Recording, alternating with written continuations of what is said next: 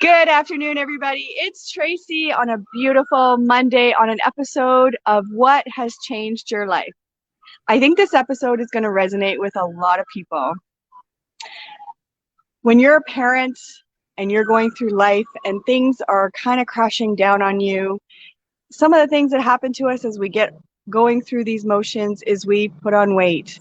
We get depressed, we get anxious, we get all these different things that happen to us. And as women, we always put ourselves on the back burner.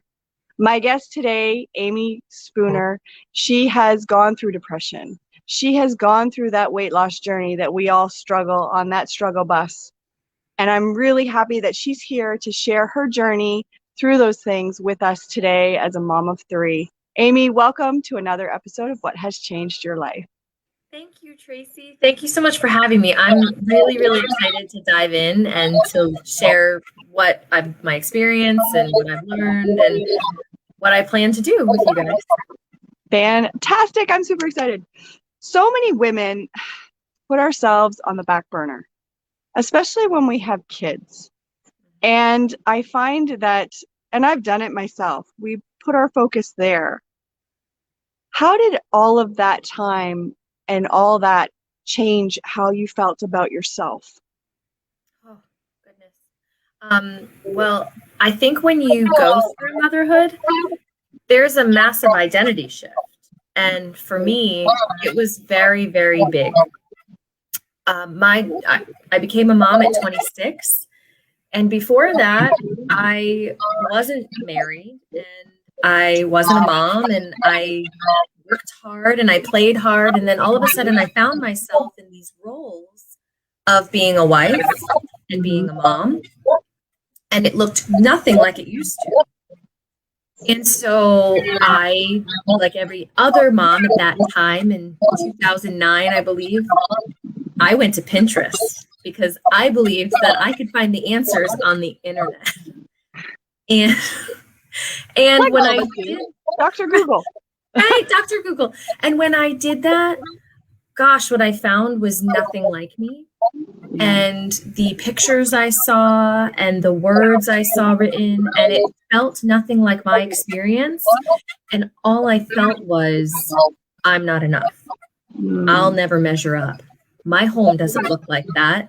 My body doesn't look like that. And that's what started me into my depression, because I told myself it was a season. It's like, this is a season of my life. Once she hits 3, I'll get better. I'll be happier. I'll do this, I'll do that. But then another baby came. Yeah. And there I was in another season and putting on more and more weight, topped with the guilt and the shame. And the way I coped with that was wine and food and Netflix. Well, not Netflix at the time, but, mindless television. And I lived for those things. Shopping was another way I escaped. And I racked up a whole bunch of debt for my family, which wasn't smart and wasn't good. Because the idea of shopping was that instant gratification.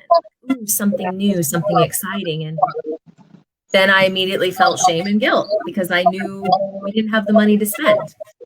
Yes. So it was a very trying cyclical time for me. And it wasn't until my third was about 2 that I hit rock bottom. And I realized enough was enough. Yeah. So what did that rock bottom look like for you? Rock bottom is my closet. And I joke about that now, but at that time in life with 3 little kids, there was never alone time. No. Death by pecking of baby chickens, I used to call it. And so I used to hide in my closet and cry because I was so depressed that I needed to cry, but I didn't want my kids to see me cry. So I would hide in my closet and I would cry. Oh. And it was my 35th birthday, and my husband called me on the phone and he said, he's just wanted to help, right? And he said, what do you want for your birthday? And I said, I just want you to come home early so I can go out in the car and drive around and cry. Yes. And hearing that myself say that out loud, I was like, this isn't normal. This isn't a season. This isn't right. So with that, I finally admitted to myself that I needed help. Yes. And I went and I sought the help of my doctor, who Right. met me in such a vulnerable place with such compassion and care that I've never received from a doctor before in my life. It was exactly, I really truly believe I'm a Christian, and I really truly believe it was God putting that exact person in my life. Yes. At a time when you needed it most. Yes, because so I knew I was depressed, and I was really afraid on how vulnerable I was going to get in that doctor's office, because I didn't know what they were going to prescribe me, and I didn't know what they were going to do, like offer up for help. Like I was scared of therapy. I was scared of medication. I was scared of so much. Right. And they brought in this checklist. And I remember one of the boxes was, have you ever thought about taking your own life or harming yourself? Yes. And while I never planned it out, there were days that my depression manifested itself so physically that checking out felt like an easier solution. Wow. And I checked the box because I had to get real with myself. And I was like, if I don't, I'm lying. Yes. And I don't want to lie anymore. That's right. And so she came in, she talked to me, and our subsequent meetings after that, because she didn't just prescribe me medication and send me on my way. She made a follow-up appointment for 2 weeks later. She gave me the hotline, suicide hotline, and the name of some therapists to work with when I was ready. She made sure to call me on the phone a few days later just to check in. It was unbelievable care that I had never received from any sort of doctor or nurse ever before in my life. Yes. And so I took the medication, and the way that I stayed hopeful in that time, because the medication takes time to work, right? Yeah. So while the medication was kicking in, I would tell myself every day when I opened my eyes, I forced myself to list 5 things I was grateful for. And that could be as simple as the smell of coffee coming from downstairs, or my kids not fighting, or not waking up with a headache, the water next to me. Waking up, opening my eyes and waking up. And those things were my baby steps towards feeling better. I remember the moment that we all realized the medication was working. My son had dropped a sensory bin, and it was filled with rice and beans, and it was like dry, and it went everywhere, all over the floor. Yeah. Typical old me would have unleashed the mommy monster. And if there's any mother out there, the mommy monster. You scream, you yell, you say things that you later feel shame and guilt about. Yeah. And that was my operating mode for however long I was a mom.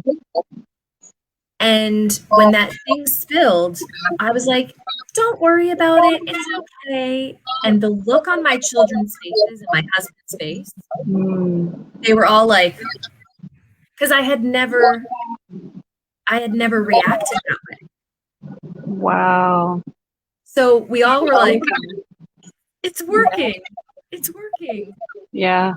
And gosh, that felt so, that in that moment, I remember that hope I felt that things were going in a better direction, that things were working.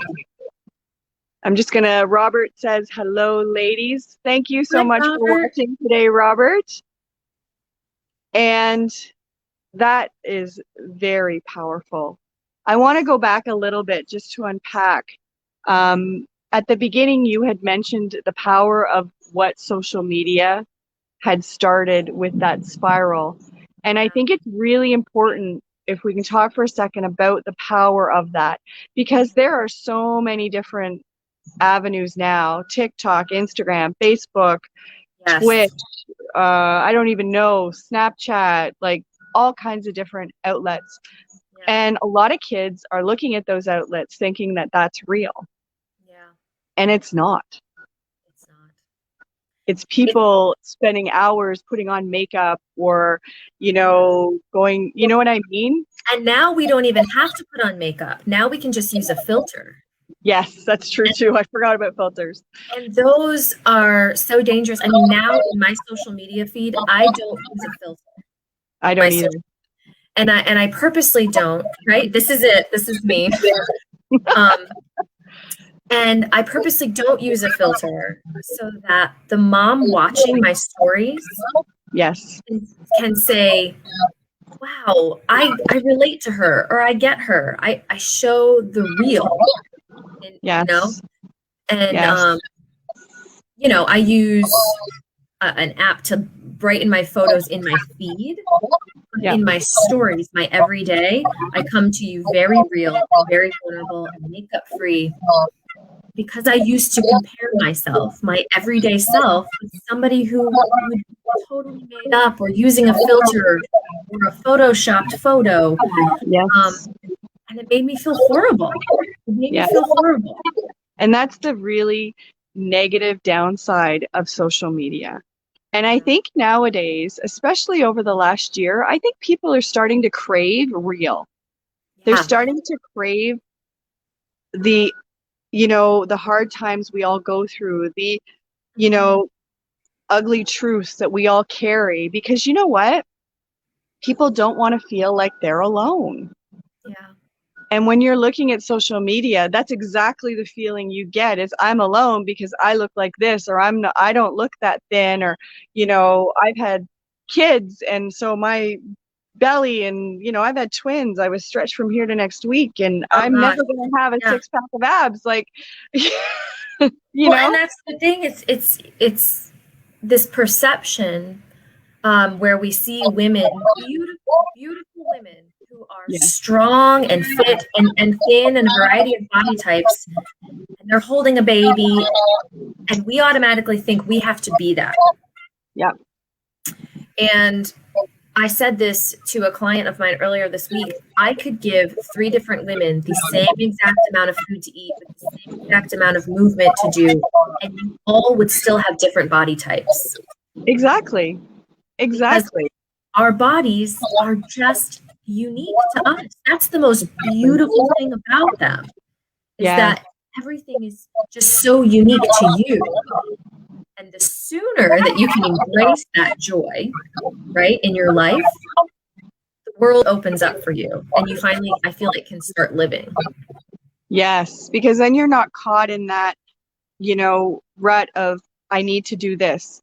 In order for me to look like that, I need to, exercise this many times, a day, and I need to, and then it becomes really painful work, as opposed to moving your body in a way that feels good and makes you smile and happy. Yeah. Like, let's go back to the basics, right? Yeah, right. I teach my clients to begin to trust their body again. So I speak from a place of, I was 16 years old drinking Slim Fast because I was searching externally for a body type and an answer and everything like that from a very young age. And I am now 38.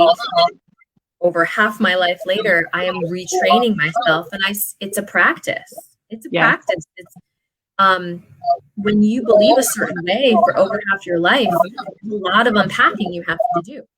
Yes. And so retraining myself to trust what my body needs. Yep. We're taught from a very young age in American culture, are taught from a very young age to not trust internally.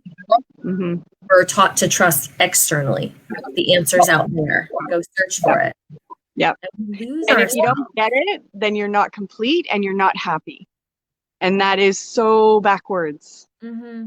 Right? 100%. Happiness is an inside job. It's here. Exactly. 100%. Yeah. 150%. Yeah, I know. If I could impart any wisdom on the younger generation, it would be that is to search for more internal happiness and that it's not a selfish thing to do. In No, fact, the more you can deepen your roots and create a better plant for yourself, the more shade you can provide for other people, right? The more respite you can provide for others. exactly. 100%. Couldn't agree more. That's awesome. Now, so with that phone call coming in. Welcome to Real It's Life okay. Live. I know. All right. So now we're going to fast forward a little bit. You have your kids. Did you have any, or did you start noticing after you had your children, after each one, that the depression got a little bit more, a little bit more, a little bit more until you went right over, or was it pretty constant, or how did you? You know, I think with my daughter, because she was my first, it was just, I equated it to like new mom life, right? It was an identity shift. So the sadness I was feeling was just something I had to get used to. And then with my son 3 years later, now I was a mom of multiples. So that's a new identity. And every time it just came from an identity, like an identity mindset. Mm-hmm. But I think I didn't really recognize it until my third. And I was like, all right, I'm a veteran mom.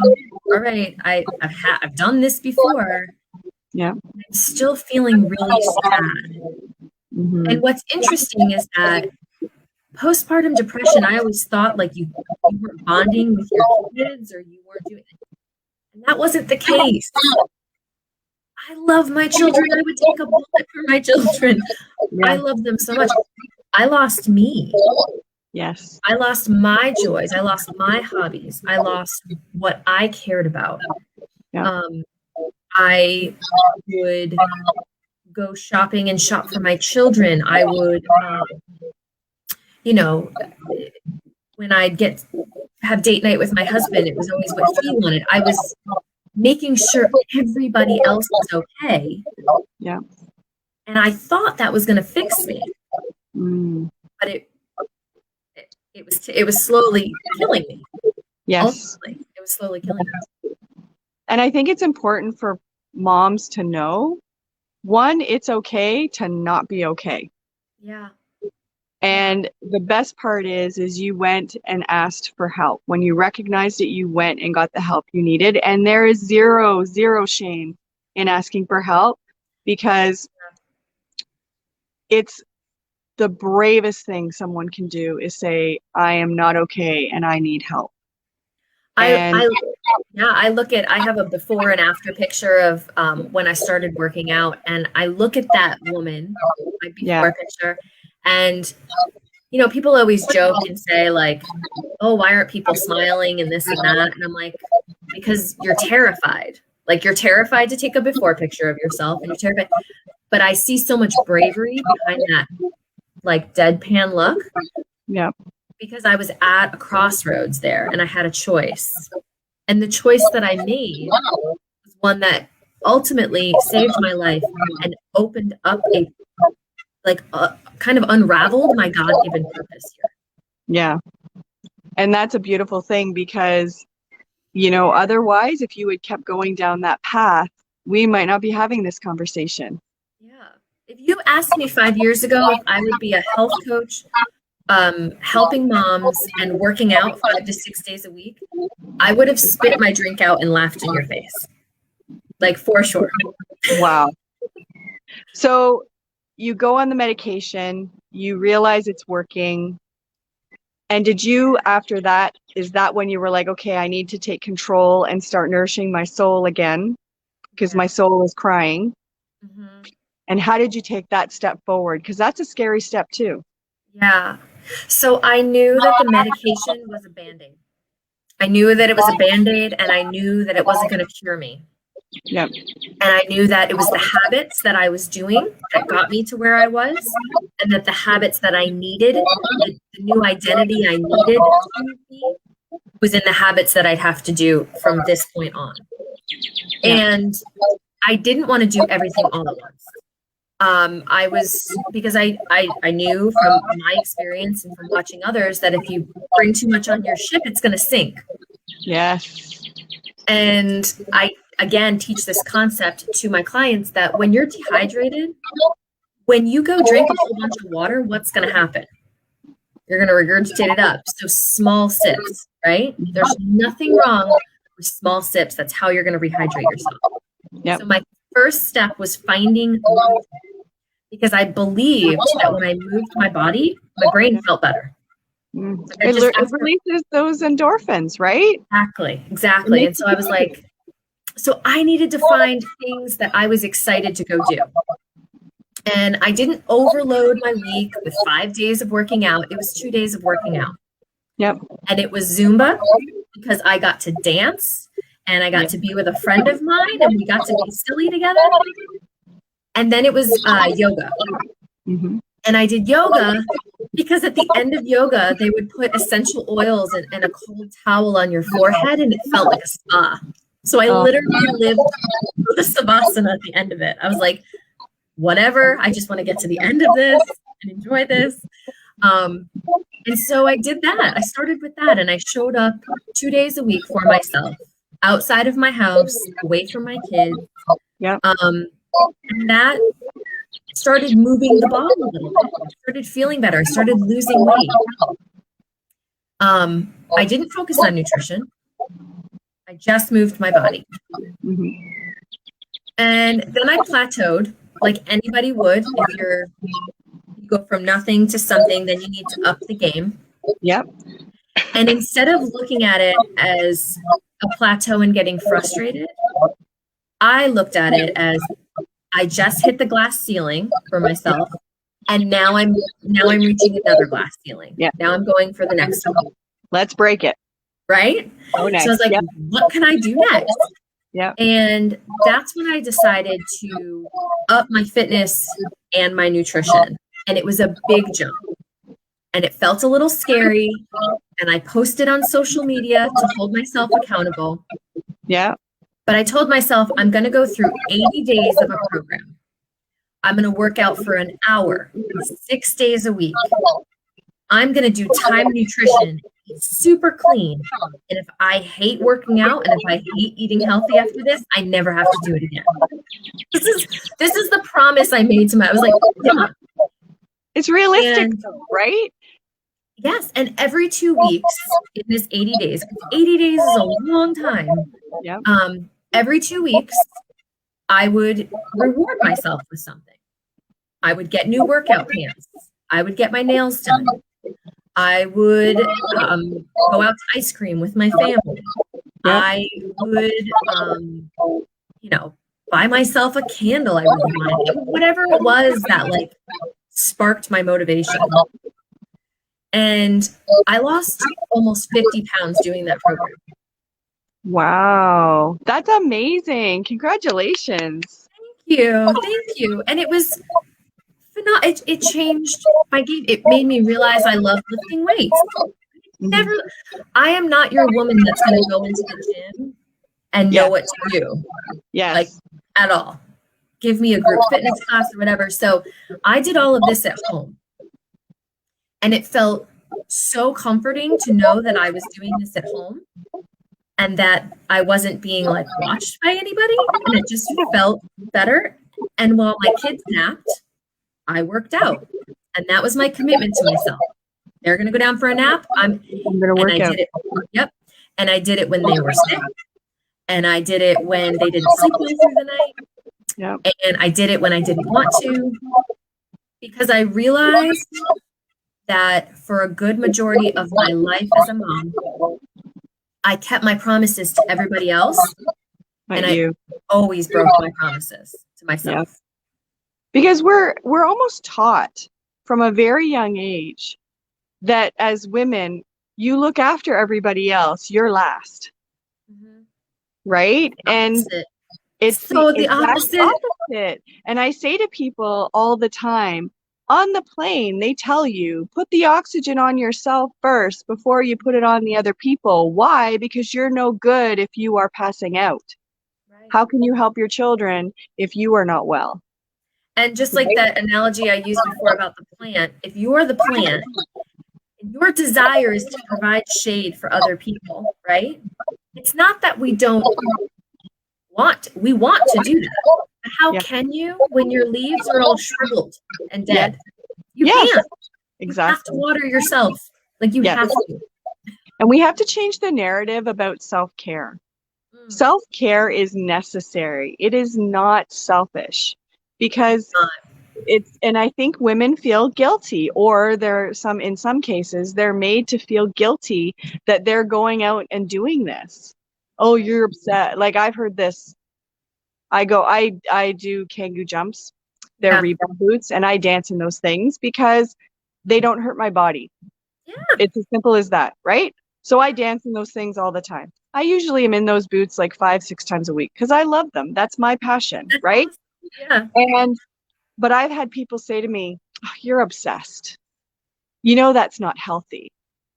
And I'm like, how is moving my body not healthy? So people try because that's about them, not about you. So when and I will say this, for anybody who's making a change in your life, when you do that, you're automatically throwing a huge floor-length mirror up to everybody else around you. Yeah. So people are going to say things, people are going to do things, people are going to distance themselves, and that has nothing to do with you and your journey. It is 100% them and their journey. 100%. I lost friendships. I had people making comments behind my back about the way that I shared my journey. Yeah. And what I would say, and I learned this, Trent Shelton said it, is protect your peace. Yes, I love him. I love him too. He's so good. And honestly, that was one of the best bits of advice as I was doing this journey. Is I took a lot of it as like, this is hurting my feelings. And what I finally realized was this is bringing me peace and this is bringing me joy. And it makes them uncomfortable. And I'm sorry for them. And I love them. I'm going to love them from here. And I'm going to keep doing me. Yes. 100%. Right? High five on that one. another analogy I love. I'm like all about the analogies today. Another analogy I love is the idea of who sits in your front row. Yes, who's cheering you on? Because when we start something like this, when you start making healthier changes, you assume it's going to be the people right in your life, right? Yes. But yeah, it's not always the case, and it's heartbreaking to see people go, well, my spouse isn't supportive or this or that. Listen, your spouse can be at the show. 100% can be at the show. There's a seat for him or her. Yeah. Honestly, though, if they are not cheering to the point of hoarseness, they don't deserve a seat in your front row. You still need to go on with the show. You just need to make some seating arrangements. Yes.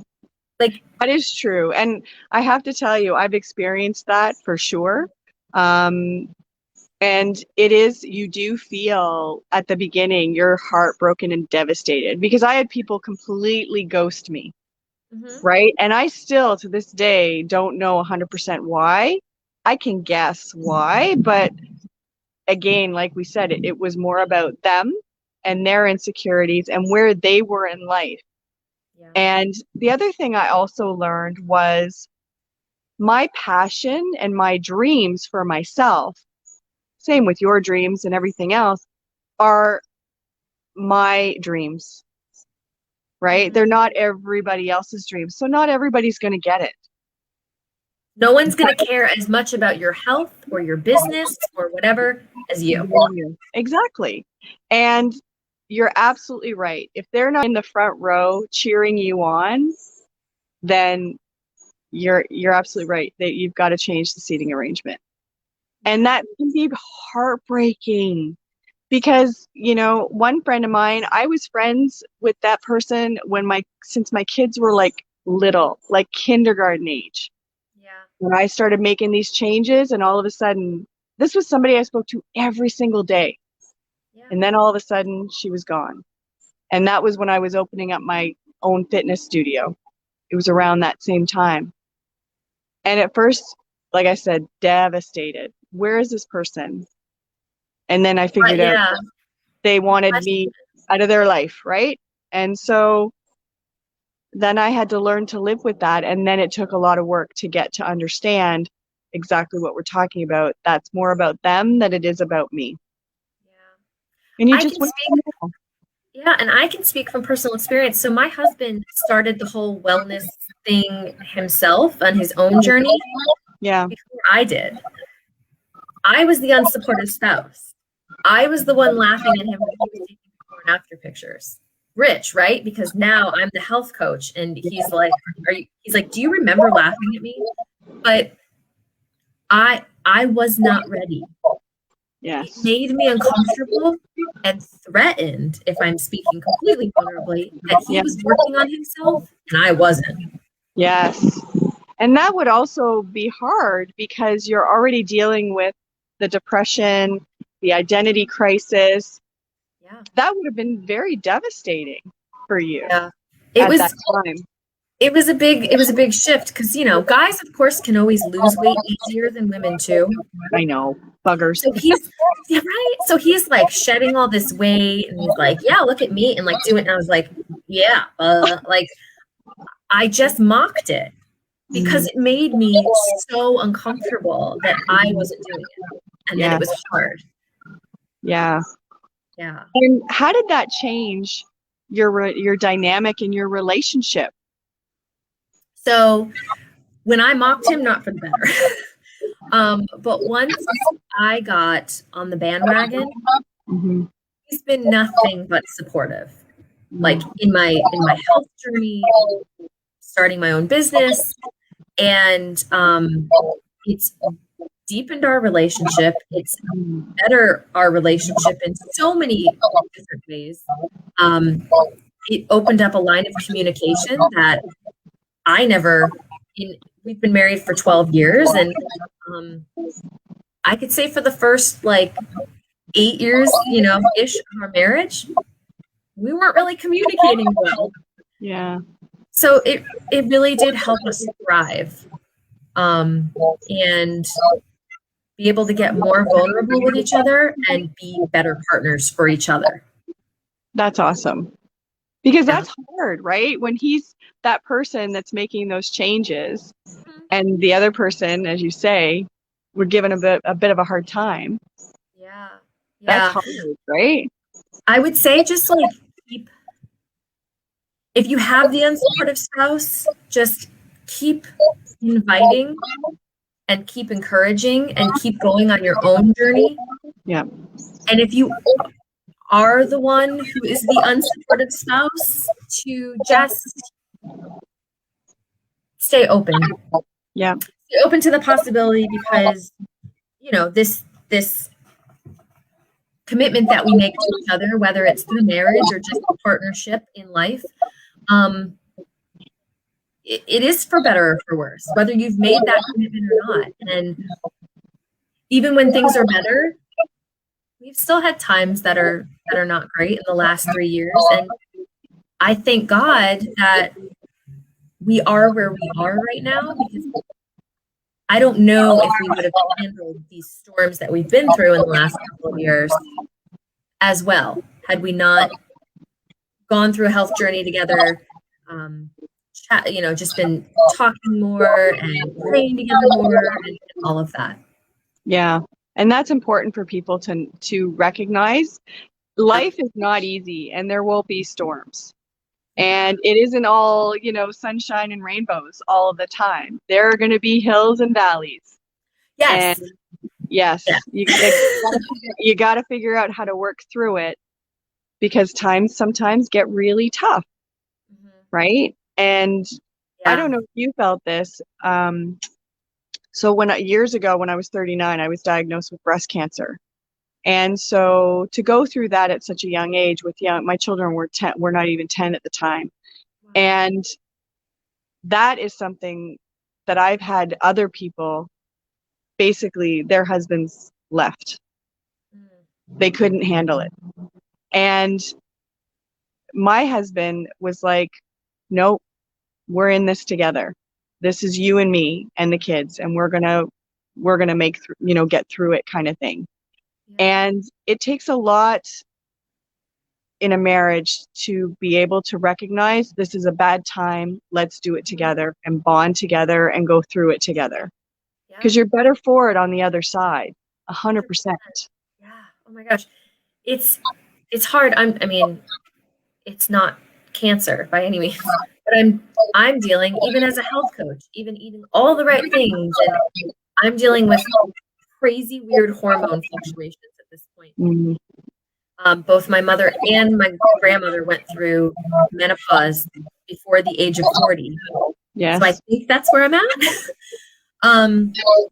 But again, when your main source of connection is like a false sense of intimacy, when you take that out of the equation, or when that is suffering because of your health, that is very daunting for a marriage.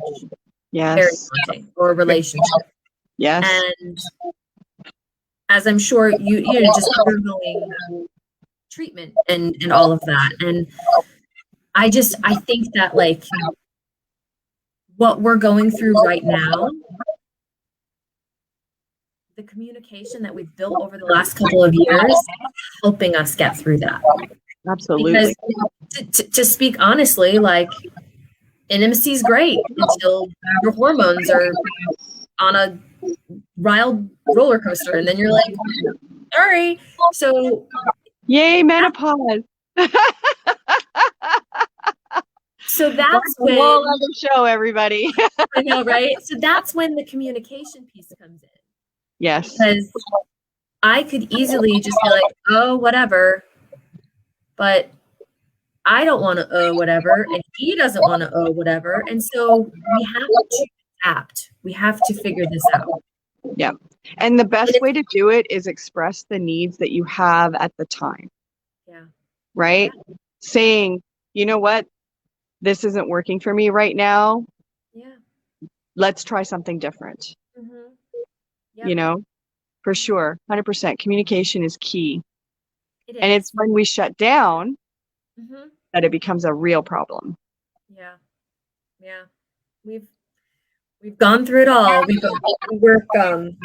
both work for ourselves, and we homeschool our kids. And so everybody's home all the time. Like, pandemic has nothing on it. Like, we were like, pandemic, what? That was a while ago. That's our life. Nothing's changed. Right. Nothing's changed. But we enjoy our time together. And I think it's because of the communication that's built out of this place where my health was really not good. And I had no other choice to be like, I have this boulder, and I've been holding it for 8 years of our marriage.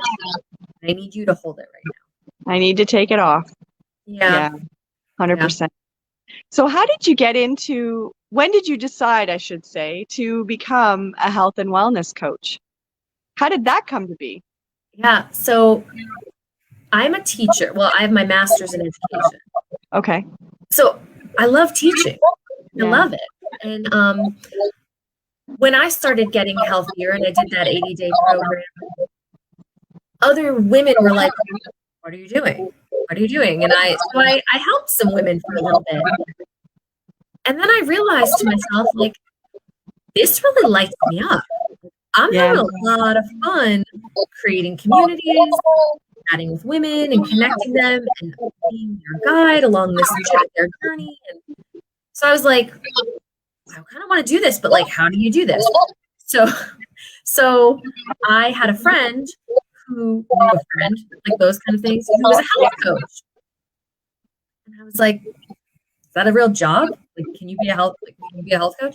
So she offered me a free sample class, and I took it, and I was like, oh, this is fun. I like this. Like, I get to figure out how food is medicine, and focus on primary foods and secondary foods, and help people with their self-care, and get them to have more energy and lose weight. So It was an investment, as you know, to go back to school. But I was 100% sure that this was like my purpose. Because nothing, not even, I've spent thousands upon thousands of dollars in training an elementary education teacher, and that never lit me up as much as it did. That's awesome. So I was like, I think I found it. And all my life I was like, I guess this is my passion. I guess this is my passion. But what I realized is like everyone in my life was telling me, you're great with kids. You'll be a great teacher, this or that. Once I finally dove into fitness and overall holistic health care and stuff, I was like, this is what I really like. I want to do this. So I just leapt and I did it. And awesome. It's been an experience about owning your own business during a pandemic. Yeah, you launched your business during the pandemic. I did. I launched my business during the pandemic. And what I will say to anybody who has launched their business is nothing is as humbling as setting goals pre-pandemic to all of a sudden have a pandemic hit and start homeschooling your kids and have to cut your hours in half. But it has been one of the most rewarding experiences ever. I've always wanted to own my own business somehow, some way. My mom did, and I watched her, and the freedom and the flexibility that came with that, and I wanted that as a mom. Yes. And I was just really scared to do it. And what I would say to it is scary. It's scary. Yeah. It's scary. I mean, you're never going to feel ready. You're going to be like 80% sure most of the days. Maybe 75 on like a really bad day. Like you're going to doubt yourself a lot. But if you stay firmly rooted into your why, like why you're doing it. Yep. I'm doing what I do every day, and I show up every day for 2 reasons. Because God led me here, and I feel firmly planted in that thought that He brought me to that valley, help other women get to the mountaintop. Yes. Because I don't want another mom to ever feel like she's alone like I did in that closet. Yeah. And if that means he's like, help 15 women in your journey, then I help 15 women. If he's like, help 15,000, then I help 15,000. Yeah. But I'm mission led in that sense that like God called me to do this. Yeah.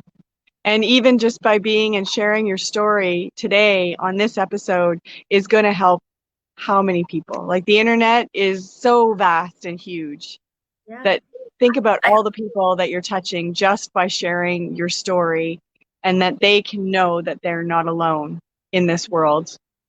I came from a family, I love my family very much, but I came from a family that was very sweep everything under the rug and don't share too much dirty laundry. Yeah. I've always been the oversharer, and I feel like I used to look at it as a fault, but what I look at it now as a way to help other people not feel alone. Yes. 100%. 100%. Right? I agree. The best way is to know and to feel that, you know what, that person is going through what I'm going through, and I can do it. Yeah. And that's a beautiful thing, right? Yeah. And as women, we should be bringing each other up, not tearing each other down. Agree wholeheartedly. Amen. Honestly, we need more of these conversations, because being a parent is the hardest job. Hardest job. They don't come with a manual. Right? Motherhood is the toughest hood I've ever lived in. Exactly. Like, it's so hard. And we need to, as women, we need to bring each other up and say, you know what, Mama, you've got this. Yeah. We'll carry you. Yeah. It's okay to not be okay. And it's okay to be imperfect, and it's okay to fail forward. And yep. It's okay to feed your kids cereal, and right? It's like, yeah. I think that moms feel like they fail on a daily basis when they're not doing what they see, again, like we talked earlier on social media. Yeah. But I will bust that myth out there. I am a health coach who has 3 kids, and my kids will eat cereal for dinner sometimes. Yep. And we definitely do drive through on the nights we don't plan well. And 2/3 of my kids are extremely picky eaters, and I struggle to get them to eat veggies. Yes. But Who doesn't struggle to get their kids to eat vegetables, for goodness sakes? I know. Well, my youngest is like, he's like an anomaly, and he's like, ooh, broccoli? Like, he loves, I'm like, who are you? And that's okay. And that's all of that is they, all okay. yeah. Well, I thank you so much, Amy, for being here and sharing your experience with everybody. And if you guys liked this episode, like and share, follow, and have a great day. Be kind to each other. Stay safe. Choose joy. Have a great day, everybody. See you next time. Bye. Thank you.